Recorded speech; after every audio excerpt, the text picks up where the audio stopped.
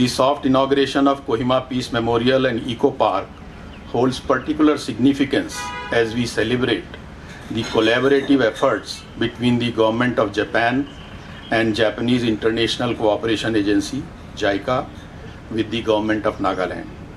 It represents not only a historical significance, but also serves as a symbol of peace, reconciliation, and holds profound educational value.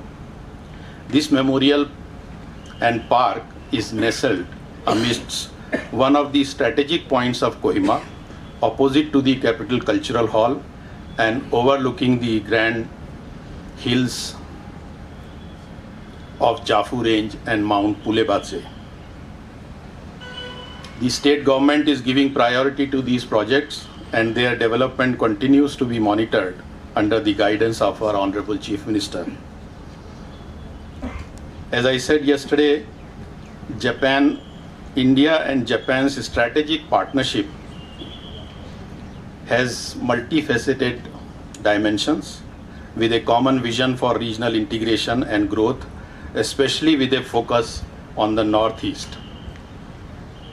Today, as we are gathered here, I take this opportunity to highlight the critical ties Japan and Nagaland have evolved over the years, bridging not only the path for cultural exchange and growth, but forging stronger bilateral relations between India and Japan.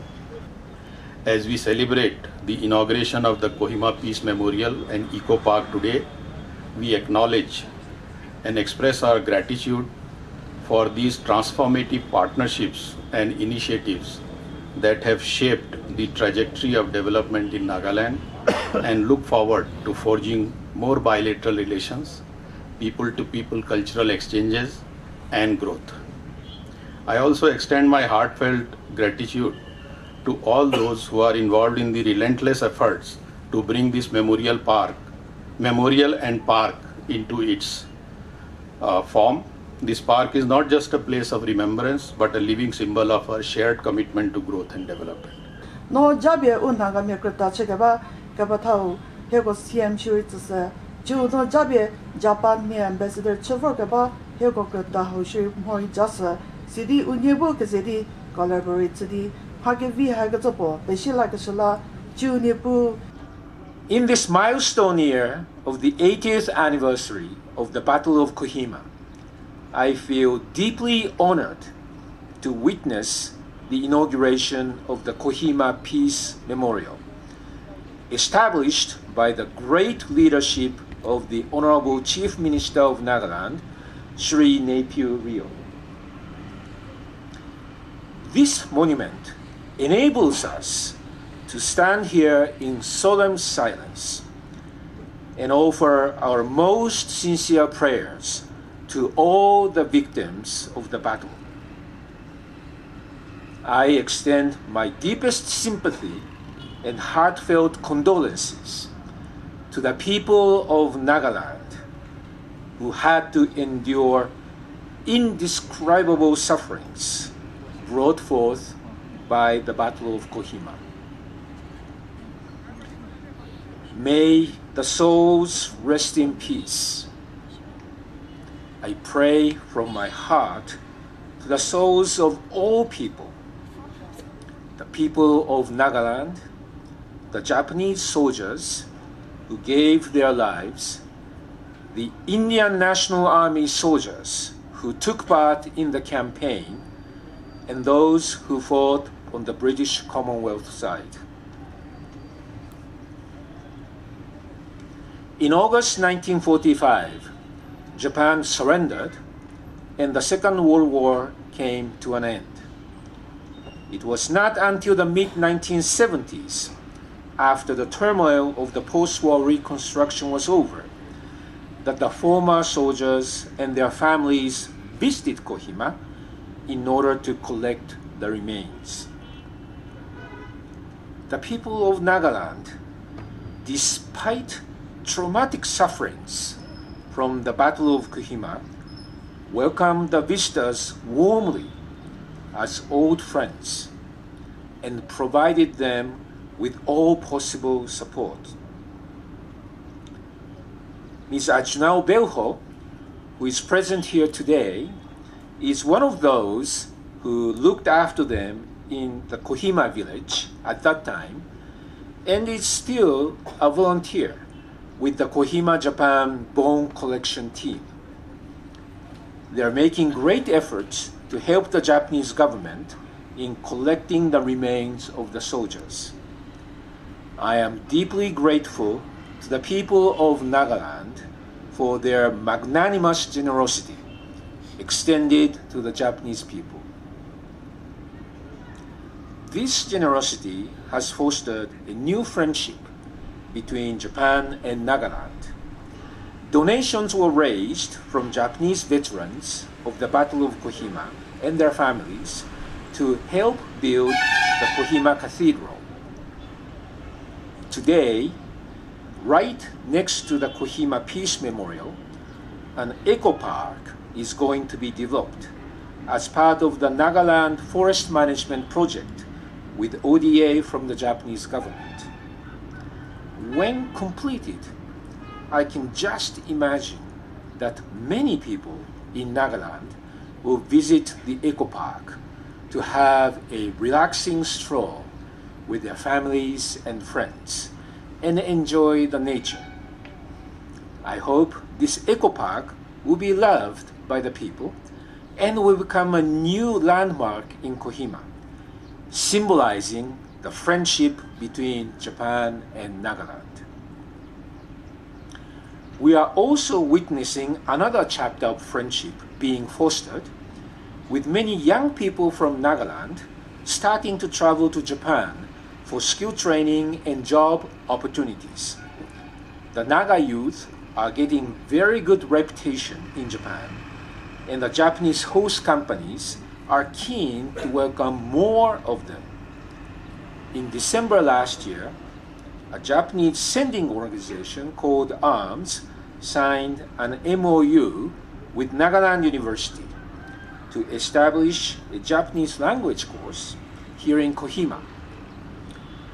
This, I hope, will encourage more and more Naga youths to learn Japanese language and seize skill training and job opportunities in Japan. This Peace Memorial and Eco Park is the realization of a long field niche in the state, given to the history of association between Nagaland and Japan. Nagaland is a small state blessed with rich natural resources. The state is part of the Indo-Myanmar Mecca Biodiversity Hotspot, one of 36 such areas in the world. However, the biodiversity in the state is deeply threatened due to increase of population and traditional way of cultivation. Above 70% of the state population is engaged in agriculture, mostly traditional method of zoom incepting cultivation. We look forward for your continued support and guidance for the remaining villages in areas to be covered by considering second phase of Nagaland Forest Management Project. I take this opportunity to express the desire of the governments and people of Nagaland for continued association with Japan.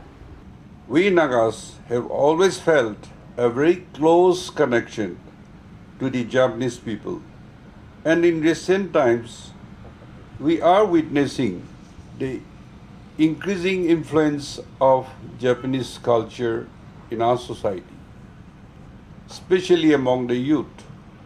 I personally have always admired Japan for its perseverance, industriousness, and Japan has shown the world what can be achieved through dedication, precision, and hard work. Nagaland's close association with Japan started almost 5 decades ago through the Japanese Association for the Recovery and Repatriation of war casualties. An association that continues even today. This association has now matured into bilateral cooperation with Japan, under which we have two ongoing externally aided projects. In the forestry, as the Minister in charge of Environment and Forest has explained, and also the medical sector, where funding through JICA is provided for technical hospitals. On the cultural front, a program called the Genesis Program is under implementation, through which the youth of Nagaland get the opportunity to experience the rich culture of Japan, and this, I feel, will play a vital role in strengthening the ties between us and pave way for more meaningful partnerships in the future. Nagaland sees itself at the forefront of the Government of India Look East policy, which is now called as Act East policy, and is gearing towards this role. The state has entered a memorandum of understanding to establish a center of excellence for foreign language, where the first comprehensive languages program offered is the Japanese language. As we learned that it will be starting in a month time, and I'll be also discussing with the Nagaland University to have sufficient students, because I learned that there are few, but that need some advertisement or informations to the youth. I would like to assure you that we will take every possible steps to ensure best practice and transparent standards in carrying out the projects. We have undertaken several measures and have put in place system to improve ease of doing business in the state.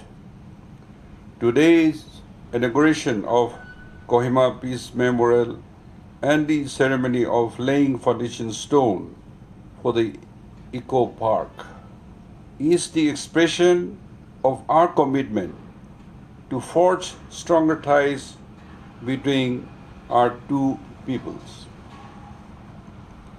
I thank the government of Japan, JICA and others for your proactive engagement and cooperations with the state of Nagaland.